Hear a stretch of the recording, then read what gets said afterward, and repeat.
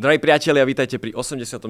pokračovaní nášho podcastu Slnečná zostava. Dnes s veľmi exkluzívnym hosťom až z ďalekej Ameriky. Naše pozvanie prijal Michael Matonti priamo z New Yorku, ktorý sa okrem iného podieľal na všetkých misiách Apollo. Dnešný rozhovor bude po anglicky, ale my vám sľubujeme, že... Na našom YouTube kanáli, prípadne vo videoverzii tohto rozhovoru na Spotify ho nájdete aj s titulkami a ešte uvidíme, či sa nám podarí aj nejaké AI dobrodružstva a celé to dáme do slovenčiny, ale to vám zatiaľ nechceme sľubovať, takže určite budú titulky a možno aj niečo viac. Bude zábava počuť samých seba rozprávať po slovensky tým, že je to preložené z angličtiny. Okay, so without further ado, it is my great pleasure to welcome Mr. Michael Matonti here at Slnečná zostava, our 89th episode. He is an aerospace engineer and a computer engineer or designer. Computer engineer, yes. Yeah, we talked about it being different from programmer because those make programs for those components that you designed beforehand, right? I'm like more on the architect level as well as the programmer. Yeah. So during your long career, you had the opportunity to work for the Apollo program. And it's a real privilege that we have a chance to talk with you here in our tiny studio in Bratislava, and it's a great pleasure. And we're also thankful to the Halova 16 high school that has allowed us to record here. Thank you, guys. And Young guns. Okay, so you had the chance to work on the Apollo program, but let's go back to the beginning. Where was the first inspiration for Michael to look up into the stars? Well, actually, not that many years ago, my mom gave me the collection of memorabilia from when I was a really young child, and lots of times parents will keep a logbook, your first tooth, your first word, etc. And my first Christmas present, and my mom put down, the way she described it, a man in the moon. Mm-hmm. So I have to say it goes back that far. I was reading all the literature I could from my earliest days about space. Some of the early science fiction films, one that I would consider probably the first real technically accurate was Destination Moon, 1950 by George Pal. And if you look at the making of it, George Pal actually took the leading experts in rocketry to help design the spacecraft and the spacesuits. And actually, if you see the movie, there's a kind of a panel in the front a la Apollo, where they had, the valves and stuff for their spacesuits. So I was 6 years old at the time when I saw that film. So I can't pick one place, but it's really been my whole life. I was doing clippings of all of the rocket launches from before the first satellite, then when we put the first Explorer in orbit. I have articles on the Sputnik when it went up. I was looking up in the sky to see if I could see it. So actually clippings from newspapers, right? I have a thing, clippings from newspapers, the general and the scientist holding up the Explorer, a copy of it, celebrating. And actually, and if you look even at those earliest days with the Explorer satellite, so here's this satellite that they kind of put together quickly because Russia had already launched Sputnik, and they finally gave the Army to go ahead to say, okay, you can try instead of the Navy. So in a very short time, they put together their system, and that's when we discovered the Van Allen belts. So even that first primitive satellite did discoveries that to this day are very, very important. So, so it's been a long journey. I didn't know I'd be part of it, but I've always been interested in it. So you wouldn't imagine at that young age that sometimes you're gonna explore. I wouldn't have thought, with what was going on, that I'd ever be qualified. Even coming out of college, I wouldn't have known anything. To me, these were rocket engineers, astronauts. I'm just a school kid. So even when I was studying hard and going to university, I didn't think, well, I'm going to come out and get a job on the space program. These people were gods to me. I mean, I was still a kid. And actually, while I was on the program, when I was in the cabin with the astronauts, I didn't get kind of super friendly or anything else. They were like, oh my God, I'm standing in a cabin, with an astronaut. I was still a big kid, even though I had a very important job and all. Did you have a scrapbook for them to sign, or? It was always on my mind. Let me ask for an autograph. I just couldn't do it. Really? It's just intimidating. Not one time? Not one time. No. Wow. Even if it was a fairly easy moment, I just thought somehow. And New Yorkers are kind of like that. That's why actors like to live in New York. We kind of give people privacy. And I said they'd probably be asked all day long by hundreds of people. Can I have your autograph? Can I have your autograph? And I said, nah, we're busy. We were working hard.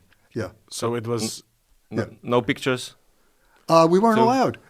When you went to the Grumman facility, it was they built aircraft. And it was a naval, overseen by, let's say, the Navy. And on all the fences, it said, no photography, cameras not allowed. Even at the Cape, when I was working there, this is an interesting story So I was down there when we were doing the docking mating tests, and I was responsible for the docking target. So I was there to make sure, as a final test, before they packed the LEM up, they actually rotated the command module in a harness and lowered it. There was a fellow sitting inside looking through the sight, and they'd move it based on what he told them and actually see if the drogue and probe latched properly and if the capture latches worked. So we'll go into that, I guess, in more detail, but testing was paramount. But even there, I couldn't take a photograph. But they had a visitor center outside the gate. I wouldn't even have taken my camera out of the trunk of the car. I figured there'd be Air Force police chasing me. Yeah. So they had this visitor center. So I had about an hour and a half for lunch. I know what I'll do. I went out with my car, parked in the visitor center, took the bus tour, went back to the same building with my camera and took pictures of everything, including where I was. So there's a certain... Actually, then we went to the launch pad, which I wouldn't have been allowed to, because your badge had different color codes. Yeah. So only people that had a need to be at the launch pad could be at the launch pad. And there were several levels like that. So I basically had a tour of the whole base with my camera, something I couldn't have done, and I went to places. I was in the VAB, the Vertical Assembly Building, taking pictures in there. So Sneaky. Well, yeah, it's not sneaky. I mean, it was official. Yeah. Still. Yeah. So then I went back out, put my camera in the trunk, went back in, and went back to work. So how did you finally get into aerospace? You studied hard, I suppose. You did all the courses, great grades. How did you find this to work show offer? you how fast things were changing? My school, and probably typical of most universities, it's honestly, at the time, it was considered one of the best universities in the U.S., more locally known. It was at a level of like a kind of an MIT. The founder of Intel, Andy Grove, went to the engineering school at City College. So if you graduated from, it was part of the City University, if you graduated in engineering from City College, somebody saw that on your resume, they already knew, okay, if you got a degree, because it was a very tough school. So I went there and I studied, but actually at the time, half of my electronics courses were with vacuum tubes.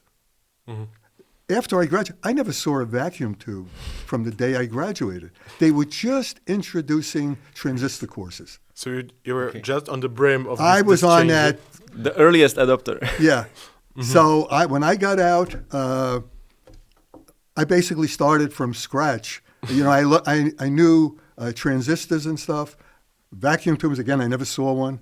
And I had a very diverse education. We had mechanical engineering, civil engineering, chemistry, biology. To say I graduated as an electrical engineer, nowadays it's very specialized. You'd be digital, analog, transmission lines, whatever, because there's so much. For me, it was a broad spectrum of engineering. So I could talk to a civil engineer, I could talk to an architect, because of my broad background, which really helped me in being able to do lots of different things at Grumman. So anyhow, my degree was broad, but nothing to do with aerospace. Inventing aerospace, if you think about it. So I was very fortunate the way it worked, and because City College was very good, our career center would give us a whole bunch of tags when we were ready to graduate, like 6 months before.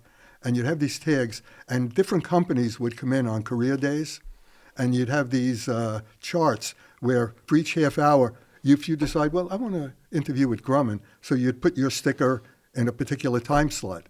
Or if I want to interview with Hamilton Standard, which did the spacesuits for the Apollo, or Lilco, which was the lighting company on Long Island. So they all came in to visit us.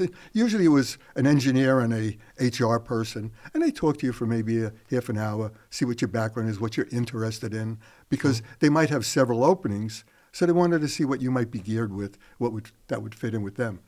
So Grumman invited me in to three different departments, and one was the computer department, but I had no. They said, "Well, you really don't have any computer experience." I'm saying, and where would I get that? I haven't seen a computer yet, and I graduated from a great school. So there were no computers inside your school at that time, yeah? There was one, and that's a different story. I never saw it because it was batch processing. I had a 2-week non-credit introduction to computers, and the program was with punch cards. Yeah. So I went in, they had the data center with the data processing machines and stacks and stacks. So it was just fun, doing that. And so it was basically about 6 cards. It was x squared plus y squared equals z squared. And you put them in order, you put them in a little pigeon hole, and the next day you came back with the green bar paper and saw your results. That's as close as I came to a computer.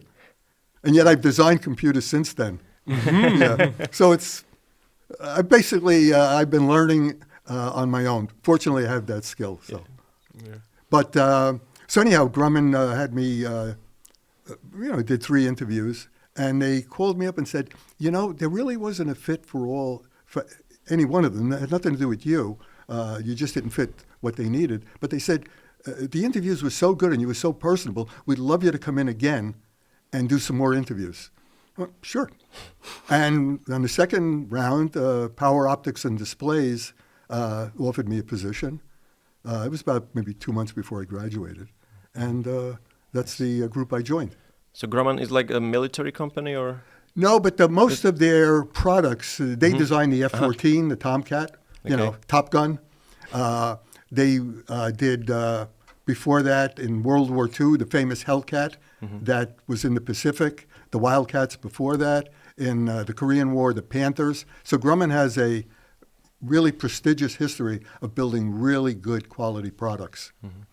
So, and then they, of course, got involved with space. And because Grumman was so good with structures and also systems, electronic systems, they really were an ideal choice to do the lunar module because they know how to build strong structures and within the weight limits that you need to. Durable yet light. Yeah, durable and light. Some of the best people with knowledge. So I was basically working in an environment where I could ask any kind of question. And now I'm talking to somebody that literally wrote the book. Yeah, they were known for quality structures, but also very good systems. I had seen this once before. I was talking to 2 friends last night, listed as the very first microprocessor.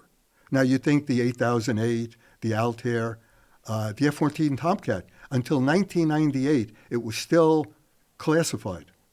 The person who designed it couldn't talk about it. It was a 20-bit parallel processor. This was done years before the first 4004 and 8008. So the Grumman flight computer in the F-14, it was about a 6-chip set. It was, to this day, it's still powerful. Yeah. So they had really good people. So you must have felt very grateful for getting into such accomplished company. Yeah, yeah. And you said that you were accepted for a position at the optics and displays. Grumman had the way you describe it, you say a matrix company. So you have these sections that have expertise and discipline. So depending on the program, if you need somebody that's a structural person, they come from the structures home section and they're put on a program. Mm-hmm. The other companies work with a different thing. So Grumman had about 30 home sections, and I was power optics and displays, so I wound up with lighting and displays in the lunar module by accident. You were like 20 years old? Or? I was still 20. I hadn't hit my 21st birthday. And I got to Grumman, and friends that had graduated before me went to different aerospace companies, and they said, don't expect to do anything for 6 months because you're not trained. You have to learn the company, its discipline. They said, you're going to be reading manuals for 6 months before they can even figure out what to do with you. And I assumed that was going to be the case. So I got there, and I'm sitting in the home section, and they gave me some manuals to read. And the second day, I'm still reading manuals and, looking at the clock. It's interesting, but I have nobody to talk to. I'm just sitting in this cubicle. Every so often, I get up and ask a question. And I figured this would go on for a long time. And on the fourth day, the administrator for the home section came over to me and said, Mike, we want you to go over to the Apollo program, the lunar module. A fella quit, and he only gave 2 weeks' notice. He was already gone. He said, we put somebody in there temporarily from the home section, but you're going to be the permanent person. I went, okay. 4 days in. 4 days in. Haven't finished a manual. No, I thought I was going to be working on the A6 intruder. That's kind of what they told me was probably going to eventually be my thing. So the fella that they had put in was going to be leaving in 2 months to go teach. He had just got his PhD in physics. And so he said, Mike, I can run around and learn stuff and then have you as my assistant, but I'm going to be leaving. He says, just take over. Mm-hmm. So I did. Again, coming out of school, not knowing the structure or anything else. And that, what you have to say is, I just had the greatest people mentoring and making sure I succeeded. They were all a lot older than me, but just everybody wanted to be helpful. They didn't look and say, what do you know, or anything like that. Yeah. They just... Was that the general company culture in Absolutely. Grumman? Grumman, one of the best. Absolutely. Even though I got laid off at the end, I can not say a bad word about Grumman. They absolutely, it was a family company. Some companies don't like a partner living there or children, working there. If you work there, none of your family can. Grumman, bring your cousins, your aunts, your uncles, your grandmother, whoever, if they fit in. Yeah. Whole families worked at Grumman. Yeah. And that's why people, even though it wasn't the highest paid company, people rarely left. You almost had to throw them out because it just had that kind of culture. Yeah. It was family. And do you believe that the company culture is important for results of the company? Like, I've been hearing many stories about the company culture at SpaceX, for example, or at Boeing nowadays, and they say that they're really like cutthroat atmosphere there, that's there. Do you think that can be beneficial to your results, or? No. It's because all it means is you're not going to have that kind of loyalty. People are going to look, if they know you don't really care about them, that, we had a bit, because I love this, we had a bad quarter, let's just lay off 300 people. A good culture would be, we had a bad quarter, let's all take a 10% cut, or let's see what we can do. But laying off is the last thing you want to do. And in aerospace, that's tough. When a project ends, you have no choice. So it wasn't Grumman that said, we don't need you anymore. I was listed as a critical skill. But our group had been as much as 60-something people. When I finally left, I think we were down to 12. But I was one of them because there was no other me. The stuff I knew, they couldn't say, crucial. We get rid of Mike because we got 3 other... My boss didn't know what I did. So, yeah. But we saw a lot. It really hurt my boss, too, to see good friends going. But if the money's not there. But Grumman didn't do it frivolously. Never. Yeah. There were people that, matter of fact, there was a rule that anybody who was there over 20 years, he couldn't be laid off without the explicit consent of a vice president. Yeah. So you couldn't just, if you didn't like somebody, well, this is a good opportunity. Yeah. Yeah, nice. it really had to go to the top before you let somebody go that had been there a long time. Mm-hmm. So what was your, the first job at Apollo, when you were... Oh, you mean at Grumman? Yeah, Grumman. No, Grumman. Like working for the on the lunar excursion module. Yeah. Literally, I started, as far as the typical engineer, I kind of started at the top because the way, a term they use in aerospace, and I've never heard it in the commercial, and not all the time in aerospace, is a cognizant engineer. Now, that term basically would translate into a project engineer.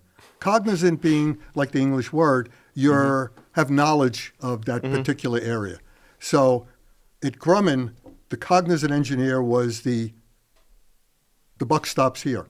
So I had a boss, but he wasn't responsible. He was responsible for me, and because of that, and let's say a org chart, the stuff I did, but he wouldn't know anything about my equipment or the expertise. So whatever it was, schedules, any issues with the vendors, I was the person that would be called. If they had a problem, they'd say, get the cog engineer. Mm-hmm. And so I had the electroluminescent lamps, which were very new at the time, EL lamps. People that do disco and stuff do L-rope.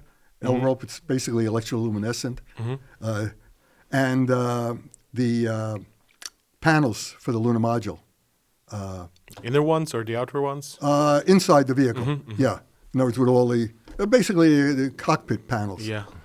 So I could tell you where every switch is and what they mean. And as time went on, if people left the program, I would inherit what they did. So eventually I had the electroluminescent lamps, the panels, floodlights, docking lights, the docking target, the utility lights. Basically, if it lit up in the vehicle, it was mine. Mm-hmm. But my first two were those, the EL lamps and the overlay panels. Mm-hmm. So let me get this clear. So as a cognizant engineer, yeah. You were responsible for making sure that all the suppliers supplied the correct parts for these systems, that they all fit into each other, that they were correctly labeled, and the final assembly of those well, and systems. Tested too. In other words, all of this stuff had to be qualified. Even the panels, like there was no electrical connection for the overlay panels, but you put them through a whole huge amount of testing because they had to go through vibration, temperature, thermal vacuum, sand, salt, and humidity. And some of those sound strange. You're saying you're building a spacecraft that will never fly in an atmosphere. Why are you testing it with salt and sand? But it's going to sit at Cape Kennedy, where you get hurricanes and everything else, and it's a salty air environment. So there was, temperatures. And it can spend months there, right? Yeah, if a flight, let's say, is extended or something, or if it's in storage, or when it's not in storage, when it's actually out mounted on a vehicle. What if there's a storm? Sand and so the reliability people were. I used to love talking to them because they tell me instances. They said we'd even get when we ran tests a hermetically sealed box and run it through the sand test. And when they opened the box up, there was microscopic particles of sand inside. Yeah. So you realize the hermetic seal wasn't as good. That's why you test things like that. Yeah. And so when you tested this equipment, these systems, did it often come up that you found out that the designers of these systems made some mistakes and you sent feedback back to them and they redid it? Yeah, but it actually involved even more people in line. So when I first got on board, and I have to say both vendors, both parts had failed qualification. They were having to be redesigned. And that's when I came on board. So here I am at that point, 4 days out of in the company, a cognizant engineer with two programs, both of which have failed qualification and have to be redesigned and re-put through qualification. So I started, when people would say to me years later, well, do you know how it is to work on a tough schedule? And I'd laugh at them and I go, you don't know what a tough schedule is, I was just about to ask that, during those years, there had to be an enormous pressure on you to build these modules as fast as possible, so that they can be launched. So were these pressure? Could you feel these pressures every day? Yeah. In this job? Yeah. What were the working hours? Varied. And now and this is typical in the U.S., as a exempt employee, because I was an engineer, Grumman, compared to some even, gave you a few hours at regular pay if you worked some overtime. But typically we worked more than 40 hours a week. Mm-hmm. You worked the problem. So if one day you had to work an extra 4 hours, you did. If another day you could only work 8, that was fine. But it was a factory environment because most of Grumman was production.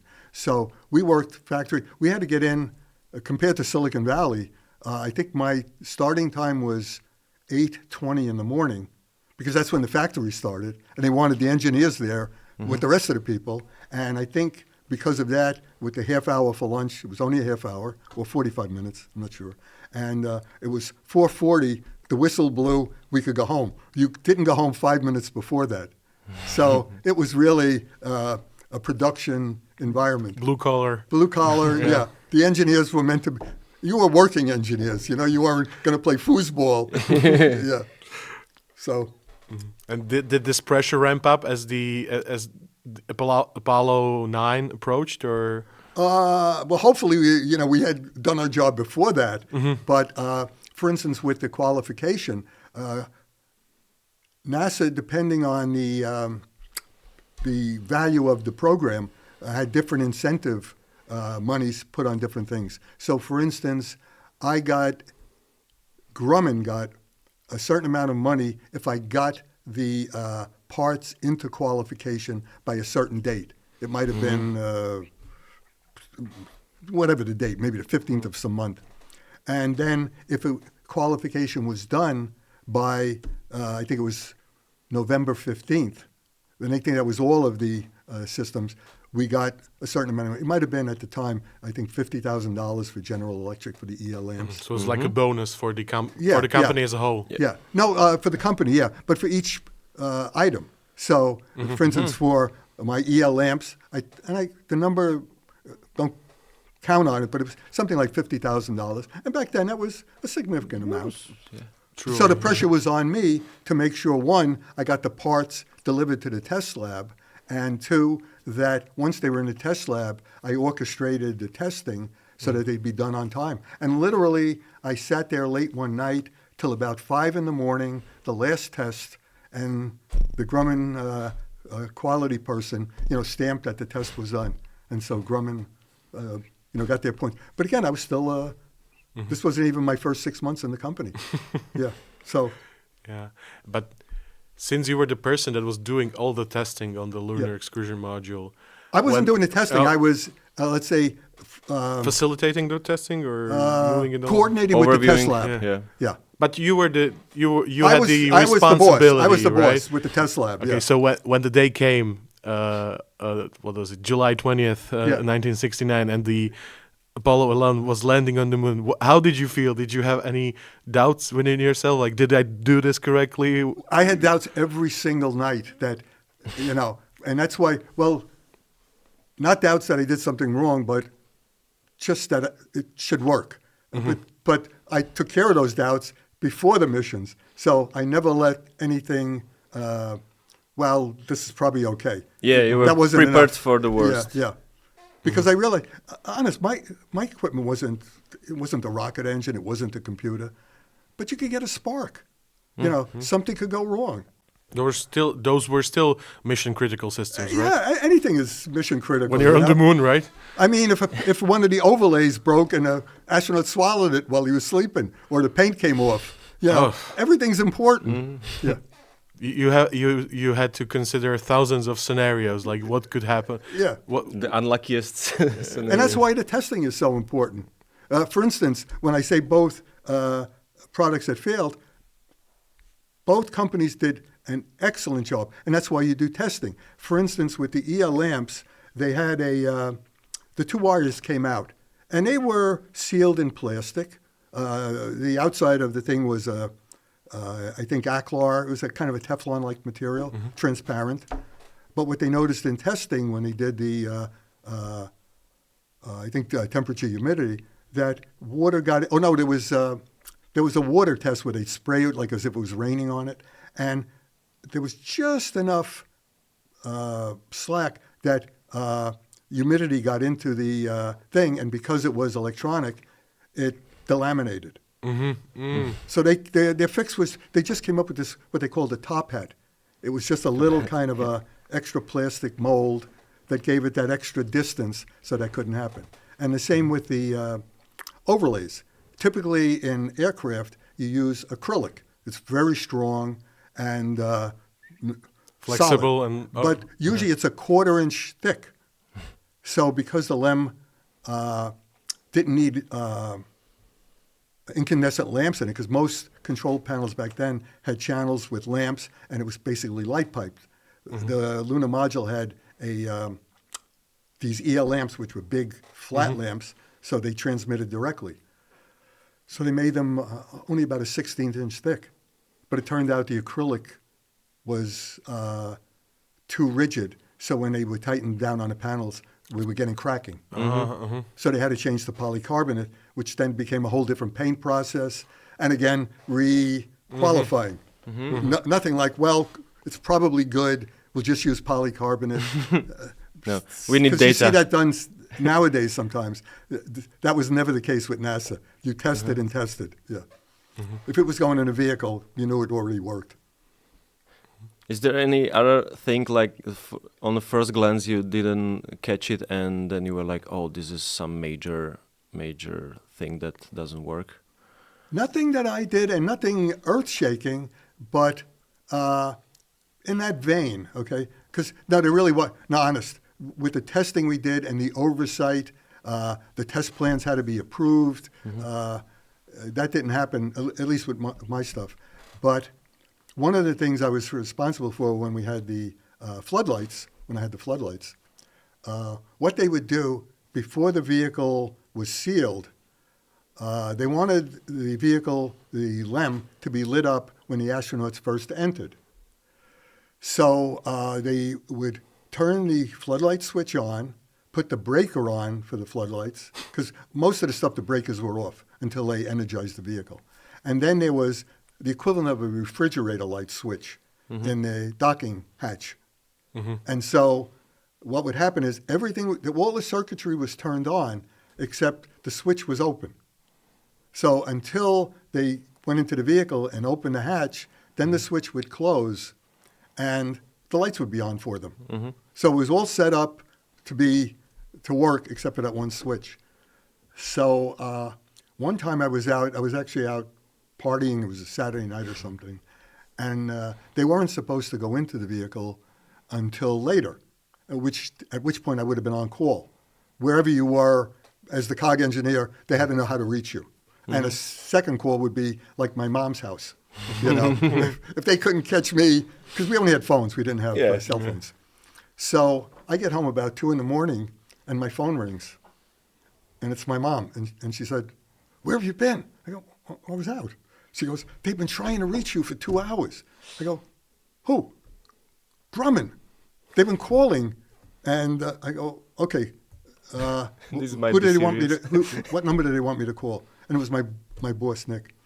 And so as soon as I get on the phone, I turned into aerospace mode. I go, "It's Mike." And he started talking. I go, "Okay." And he told me what had happened before when they docked the vehicles and connected the power lines. They noticed power going into the LEM, which shouldn't happen. And they couldn't figure out what it was. And I go, "It's the docking switch." The switch. So, and my brother told us, I only heard this about 2 years ago. He told the story. He goes, "Yeah, I actually picked up the phone. And I was watching television, and the news was saying they've got a little glitch with the lunar module. They're pouring power." And then I get the phone call, and he goes, "I'm looking at the phone, and then I'm looking at the TV, and I'm looking at the phone." He goes, "That's Mike." So, but the problem was, it was in such a difficult place to get to. They had to basically do it by hand. You couldn't get a tool in there. Okay. So they adjusted it. On Earth, it worked fine. But when the vehicle was out in space and pressurized, because it's in a vacuum, it has what in aerospace you call oil canning. So the vehicle kind of spreads out. And that particular adjustment must have just been borderline. So when the vehicle was pressurized, it just moved enough that the switch closed. Yeah, and so I had to design a technique. So I sitting on the board, and it was a very simple technique, which I won't go into all the details. Just involves using some washers, and it gave a perfect. You were able to put these washers in, tighten it down, open the hatch. The washers would drop in again. You could use them again, and it was a perfect alignment.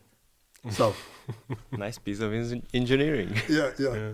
I always like to do. You could design a $10,000 tool with optics. Yeah. No, mill standard washers because they were very. They weren't something from the local hardware store, so you knew they were going to be very precise. And it was 2 of these and 1 of these, and put them in, tighten it. Yeah. You wrote that into a manual, right? I had to write a whole test, an assembly procedure with diagrams with these washers, and give them part numbers. Yeah. As a part of your work on the lunar module, you also spent hours and hours inside it with the different astronauts who later walked on the moon. Yeah. So how did that go? Was that you already said that you felt awe? And always. Did you view these people as someone bigger than life itself, like the heroes, or? Let me tell you. So my attitude was, sure, I worked for Grumman, and Grumman was obviously working for NASA. So bottom line, we were all working for NASA to get guys. As far as I was concerned, I was working for the astronauts. It didn't matter, Grumman. Fortunately, I worked at a company and also for NASA. That was of primary importance. But it's what they wanted. I wanted to make sure that everything worked the way they wanted. So when I was in the vehicle, I wanted to know, is this okay? Is that okay? Because they were the final say, not my company, not NASA. Yeah, they were the ones going to the moon. They had to felt good when they were inside the LEM, right? They are the guys using it. Yeah. And safe. The best one I remember, because, we've talked about the different people I was in there with, and literally it was hours and hours, because these tests would take a long time. Lots of times you'd have to reset something up. So what it looked like was you were there inside with the astronauts, and you were going through different procedures, like now you're powering up the module for landing, so you do this. And we'll turn this switch on and that switch. And they had to memorize all these processes, like all the steps. Even on the normal missions, they had their plans, the procedures. They'd know to go, okay, now we're going to this program, we're going to that program. So just wanted them to be familiar with the setup of the not capsule? So much. It wasn't like a learning process. We were literally testing everything to make sure that the power was correct, that the lighting was correct, that the switches did what they were supposed to, that sometimes if I was outside the vehicle, for instance, to get the docking lights to turn on, there was a switch, a recessed switch, because when the LEM was in the SLA, it's a container, and the pedals would open up. You see when the pedals open up, and then the command module turns around and extracts it. When those pedals open, there was a little rod that pushed into this recessed button, just like the refrigerator switch for the floodlights, that kept the lights off, because their circuit breaker was on too. So as long as it was in the SLA, the lights weren't on. As soon as the pedals opened, the switch closed, and now the lights were on. And in case they were docking with the LEM and extracting it in the dark, you could see the docking lights. Yeah. So I'd be up there with a pen with a plastic covering on the eraser, standing there leaning over the hard stand, pushing the switch down, with my headset on, for that particular step. So all this testing was done on the actual flight vehicles. Yeah. They were in their vehicle. Sometimes it might be because there was always a backup crew. So I can't swear that, for instance, if I saw John Young, he was in the vehicle he was going to land on. I can't remember exactly. He might have been in the vehicle where he was the backup crew, because they were so busy testing all over the country. So the backup crew might be sent in to run a particular test. Yeah, they just needed to make sure that every damn switch was working as it was supposed to. The main test was called crew compartment fit and function for the astronauts. So they literally went through the whole procedure from when they would first go into the vehicle to landing on the moon to putting on their backpacks. So they literally went through a whole scenario of a mission. Like a wet dress rehearsal, right? Yeah. So when you were there inside, then they were wearing their spacesuits and everything, yeah? Depends on the test, but on the full test, they had their suits on and sweating. It had to be quite hot in there, right? Yeah, and they were connected to the environmental control system, so they were getting their air conditioning. I wasn't. Oh, yeah. But, and since it's only designed for two, standing between the two of them, kind of and just slightly behind them, where you sort of, your arm is, okay. So and I've had my own test plan, they had theirs. We might say that you were up and personal with all of the moonwalkers. Yeah. And the most there was in the vehicle, and honestly, it was one I remember well because it was Charlie Duke, who was, one of the Apollo astronauts. But I think it might have been one of his first times in a real lunar module. But it was the two astronauts were on each side of me. I was back in between them, sort of with my back to the aft equipment bay. And Charlie Duke, because there was no other room, was sitting in the aft equipment bay, kind of with his head shrunk down, sitting on the engine cover. There's not a lot of height there. And he was just in awe. He was like a little kid, I remember. Just, oh, wow. Oh, there's that. Because he knew, there's the optical telescope. He was, wow, look at all. This is like really cool. I'm thinking, this is like what they really want. You want them to be like, Yeah, you want them to enjoy it. Yeah. So did you make any friends of astronauts or They didn't even know what I looked like. No. Yeah, okay. Yeah. I think I told you I had a beard at the time. Okay. So I had to wear a full hood and it had to be tucked in. All you saw was my eyeglasses. And I looked back Classic and said, engineer. I should have shaved that beard. Because even people in the group that I worked with, they didn't recognize me when I was in the clean room. I'd walk by and say hi to somebody that I sat next to, and they'd go, "Who that? Is that you?" And it was always all business, but I never really tried. I have to say, some of the guys in my group, like my buddy Larry, he got to know like Pete Conrad and Al Bean pretty well because he worked with them and he did the zero-G tests with them. So he spent more time with them.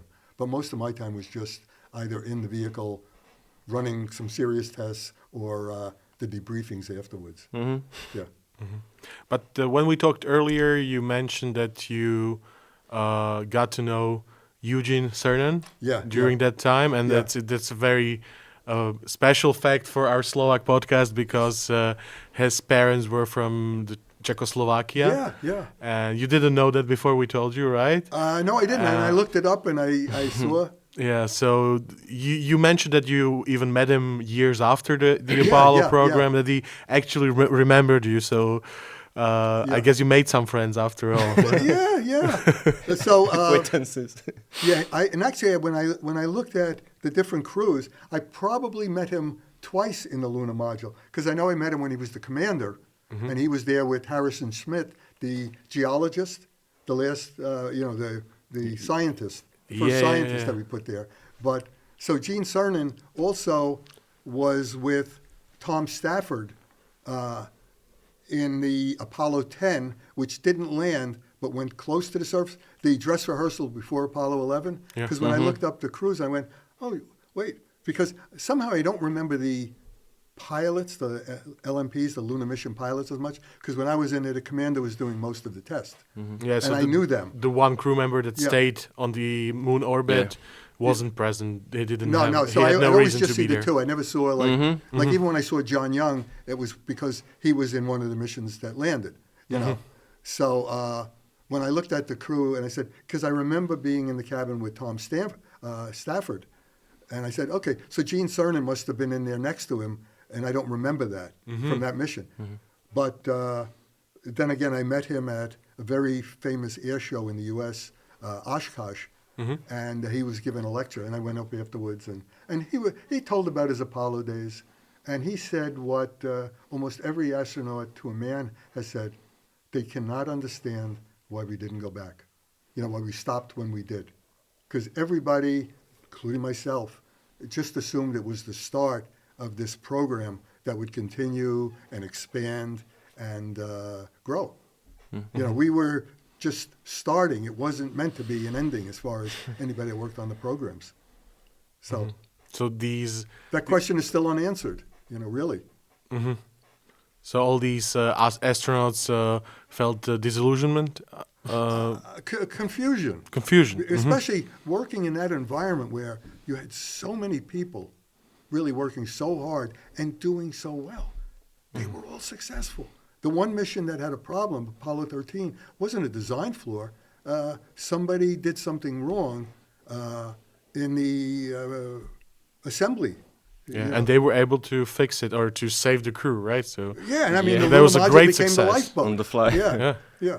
So I mean, it just showed, and honest, while they showed the drama of it, and it was probably true, somehow that didn't filter down because I didn't walk around going, they're not going to make it, they're not going to make it. I just assumed, okay, they'll get back.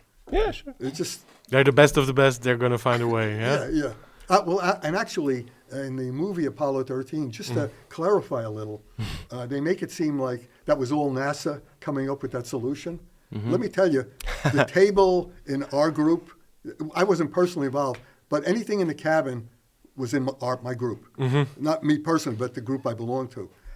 All those parts that you saw in Apollo 13 sitting on the table, all those parts were on the boards in my group, and they were coming up with the plan too. So I would say it was probably a group effort.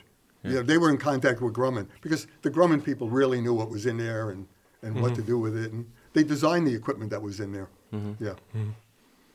So, and do you have an answer to the question, why didn't we come back to the moon? No, as I said, the question is still unanswered. If there's, I'm wondering if there's some kind of answer in your head. We just seem to lose the will. I mean, everybody took it, and I've seen this written, and maybe this is part of it, because it was considered so much of a race, we have to get there, that people thought, oh, okay, we did it. It was a sprint, not a marathon, right? They didn't project, no, this is about inhabiting the moon and building bases. That part I don't think got conveyed, except for maybe the specialized kind of techies, people that were interested in that. But for the general public, they went, okay. And plus, at that time, there was so many issues, in society, and the Vietnam War and all. Yeah. Mm-hmm. What do you think about the space race now? Like all the SpaceX's and, Chinese and Artemis maybe? Well, I'm sure the Chinese are very focused. But as far as everybody else, we need more cooperation. It's nice to have diversity, but it wastes a lot of talent and money and knowledge. With NASA, it was a very focused, everybody working together. So I would say I'm not, here they talk about private companies doing it. Mm-hmm. In actuality, that's what we did with Apollo. NASA oversaw it. NASA didn't design the lunar module. They told Grumman what the requirements were. Grumman designed the lunar module. North American designed the command module. But it was tightly overseen by NASA and coordinated. We didn't have two different spacesuits for the command module and the LEM. That was a separate company. The term you would use for the critical components, like the engines, Grumman didn't specify the engines. NASA did. Those were what they called government-furnished equipment. We were given the interface at Grumman. So Grumman designed all the plumbing and, the helium tanks, everything else for the engines. But the engine specification came from NASA. Mm-hmm. So we had to design a vehicle that could use that size engine. Same with the spacesuits. I worked very closely with Bill Peterson, who was responsible for the interfacing of the spacesuits. So we were given the interface, the connections, and we designed to connect to that. But when I saw that for instance, for the space station, the astronauts were stranded because they didn't have spacesuits, because the ones that they would have used for the Boeing aircraft were different than the ones in the SpaceX. I'm going, wait a minute, 2 American companies, and NASA lets them design 2 different spacesuits? They can't picture a scenario where maybe that's not a good idea. It doesn't, maybe you want 2 different companies coming up with the next design spacesuit. But if you're using operational suits, I think you'd want 1 suit, Yeah. So do you think that NASA has changed over time and that those I was thinking about it today that all lunar missions from Apollo 11 through to Apollo 17 happened within 3 years, basically. Yeah. From 69 until 72. Yes. And today, such a cadence is unthinkable. Yeah. Why is that? What has changed? I don't think they have the funding, and I don't think they have the will either. And also, we seem to be wanting to make things too complex. Our mantra was, keep it simple, They decided on lunar orbit rendezvous because it was the simplest, safest way to do it. For instance, when you mentioned 3 years, it actually would have been closer, but we were on a 2-month schedule, every 2 months, and we were doing that. So we know about Apollo 11, and that was July of 69, but in December 68, the command module went around the moon. So they had the Christmas mission where they read from Genesis. Yes. 2 months later, we had, that was Apollo 8. Apollo 9, 2 months later, was in Earth orbit, testing the lunar module out and the separation.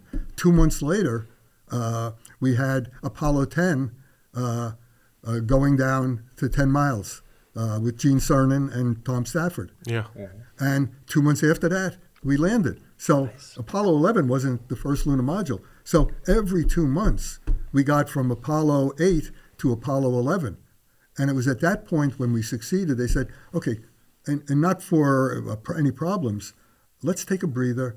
We're going to have more science. But we did it. Now let's think about the missions themselves, what we can do on each mission. We got a breather, science, everything else. And then, of course, later we had the extended missions. Yeah. So we did it in 3 years, but with a cushion, Yeah. And so do you think that the NASA has evolved even in a way that bureaucracy is so overwhelming that it slows down these processes so much? And I don't know. It's did you need to do a lot of bureaucracy for NASA at your time? You can maybe call it testing, like. Not really, no. I mean, we had a lot of specifications and stuff. And for instance, I couldn't make a change without going to the change group. And I think it was either once or twice a week. If you had the smallest change, you had to go in front of the change group, explain how much it would cost, why you were making the change, and would it affect the schedule. And the appropriate high-level people would be in the room that were needed. It was always, because some of these meetings, they want to bring the whole company in, and you sit there for 6 hours. You had a schedule. If it was, okay, you should be here at 1. You do your presentation, and then you'd leave. Yeah. And if a person, for instance, if it had something to do with the electrical system, well, they'd have the head person from the electrical people sitting there. If the next thing wasn't that, he'd leave. So you had the appropriate people to give their stamp like, okay, it's approved.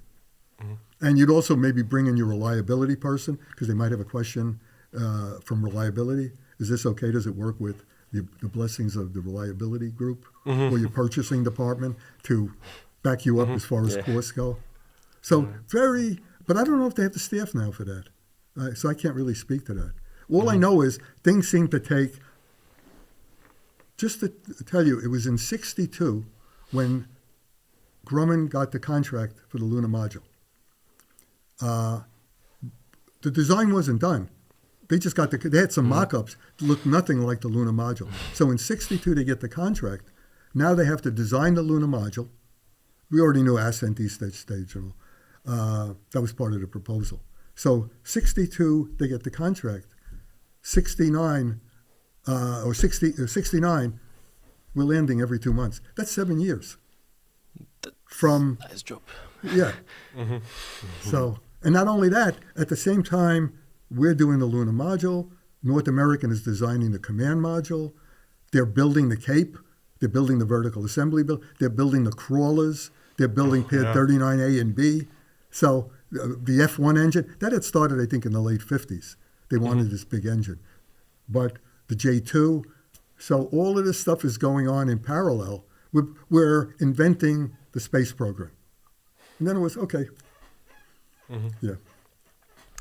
Okay, and so we are nearing towards the end of our time, but what I really wanted to ask you is what is your outlook for the future of space exploration, colonization, or how do you see it? I'm not sure, because we just seem to have a lot of people going in different directions. It's going to be great, whatever it is, but whether it gets there quickly or not, I would say, just from my look, we went to the moon and we barely touched the surface of inhabiting someplace. Now, Mars is not habitable as far as humans go. Yeah. It doesn't have an atmosphere we can use.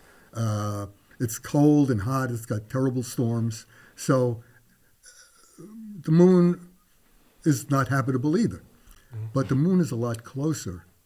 And if you're going to, just like we did in Apollo, if you're going to have missions, you want to start A, B, C.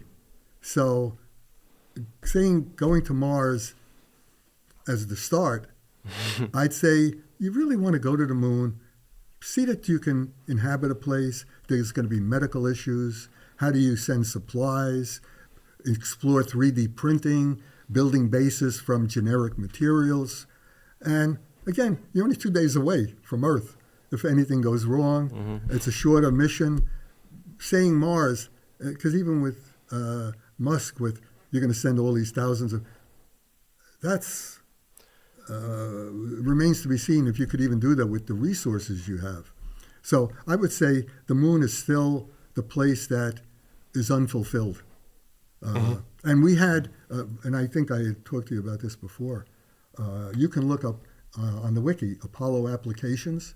Grumman had a whole design team using the lunar module as the basis of it to inhabit the moon for up to 30 days, using the hardware we already had. Yeah, we could have been extended stays and building habitats. Werner von Braun, using modified hardware from Apollo, he had a fast track and a slower track to get to Mars. He, if we did at Apollo level funding, would have gotten us to Mars by 1983. The medium one was, I think, 86 or 87, and the slow one was 92. And he would have done it. Yeah. He would have. What about AI? Are you more afraid or are you more excited? Both at the same time. Yeah, sure. Because just like the internet, when it first happened, I thought this is going to be great. I'm going to have access to all the information in the world. I'm a reader and a researcher. I said, this is just fabulous. Who would have known it's become just a marketing place where you can't do anything without giving away all your information. Double-edged sword. And you're inundated with ads for things. It's just like television. It started off with a lot of cultural things in the 50s, and then all of a sudden it's more commercial time. You experience the same thing many times through your life, like TV, internet, AI. And AI has already shown itself, even now in its primitive state, to not tell the truth. They call it AI hallucination. But I had a friend I was just talking to 2 days ago. She's studying medicine. So she gave an AI program her paper as well as the footnotes to just clean up. So when she looked at the footnotes, it invented some. And gave they looked really good. She said, if I pass this paper in and anybody checked, these papers don't exist. Yeah. So you can get information that you think is quality, and it's going to be tough to validate what you're reading from now on. Regarding the space exploration, and can AI help speed things up? You mean? Oh, I was having that conversation last night with friends. I love being in Europe here, to have this diverse capability of conversations of all types. And one of the things I said, it may improve on some of the things we do, but it may come up with things that we've never even thought of. Structural ways to build spacecraft. We know about composite materials and different kinds of structures, different kinds of way to build things. It may come up with whole brand new ways of doing things that we've never even thought of. Yeah, I heard some language models like communicated among themselves, like without us can read in it or without to be able to read understanding it. Yeah. Well, and AI, for instance, with its predictive capabilities, one of the things I had talked about, because I do 3D printing on my own. I still like to keep my hand in with things. So between 3D printing and AI, I was thinking you could be on, let's say, a lunar base. Go to sleep at night, and from Earth, they're monitoring all your systems. And just like in 2001, where HAL predicts this module will fail in 24 hours, it could be looking at the health of all the systems, find out that, no, this one is really reaching end of life.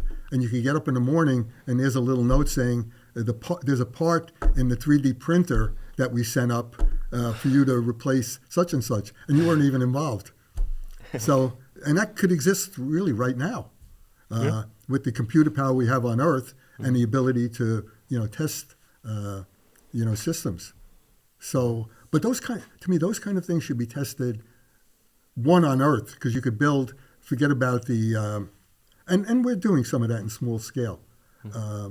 Building habitats where people stay for a while. Analog missions. Yeah, analog missions, just for the social and, how would you say, day-to-day processes involved. But then group dynamics. Yeah, the next step would be to go to the moon and do it real. And then when you feel comfortable that you can handle the radiation and everything else, start developing how you'll get to Mars. Yeah. So one baby step at steps. a time. Yeah. So baby steps in space. I think that's very important because space is harsh, and one of the books we read before, even Moon is a harsh mistress. Yeah. So. Well, it was like The Martian, where here he is. He can't be, they said he's like 260 days away. We can't get to him in time, Yeah. So. Orbital mechanics are ruthless. Yeah. So when I hear Mars, I'm going, it's one step too far. You don't have the knowledge of what could go wrong. We kind of talked about that you really need that body of knowledge. And that's sort of what's lost now, too, because these things have taken so long. The people that had the knowledge, like the people I worked with, that came from a real strong aerospace background, that were my mentors, they're all gone. So when you see, for instance, with the Artemis, where that heat shield was destroyed, we've been making heat shields for a long time. Somehow... Is it lost knowledge? What? Is it lost knowledge, maybe? Yeah, that's why I think there's a lot of that's happening now. And also, not just the specific knowledge, but the processes for somebody to say, slow down, you didn't do this. You need to test and, Yeah, I've heard it said that especially in Russia, that those old Soviet scientists that were really good at their job and they got all their missions to the moon before NASA was even thinking about it, that they all died and that didn't relay this knowledge to the next generation. That it's, you can feel it. And I don't know if you remember the last Russian lunar mission, Luna 25, just crashed into the moon. It was very unsuccessful. Like this word. Yeah.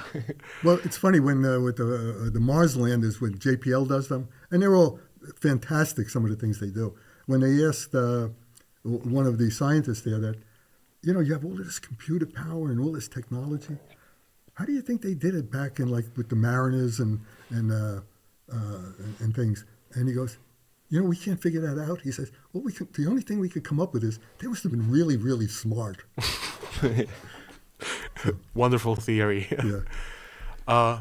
Dear Mr. Matonti, thank you very much once again for pleasure, being here really. with us. Yeah. It was a real pleasure, and I have one more request from you, and Yeah. we can do this after the show. Yeah. But I think, like you said before our recording, you're a real nerd into sci-fi, and I would like to get a recommendation for you. What book should we read next for our reading club we have in this podcast?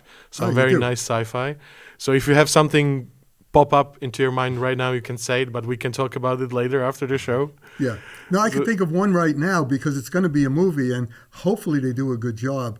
But the writer who did The Martian. Yeah. Okay. Oh, you have it? You mean Rendezvous Drama or not this one? No. The Martian, the one with Matt Damon. Matt Damon. Yeah. Yeah. So he wrote 2 books after that. One was called Artemis, had nothing to do with the Artemis program. It was about the moon. But then he did one called Hail Mary. Yeah. Do you know Hail Mary? I didn't read it, but I know that this book exists. It's much more expansive. It's That's Andy Weir, Hail Mary. Yeah. It's a very creative. It's about meeting a different race. Nice. Okay, no spoilers, please. No spoilers. So if they do a good job, it's going to be one of these kind of 2001. Okay, so they're filming it at the moment? Yeah. It's scheduled to come out. It might be next year. Okay, that's wonderful. Yeah. So something to look I forward to. I thought that you meant Rendezvous with Rama.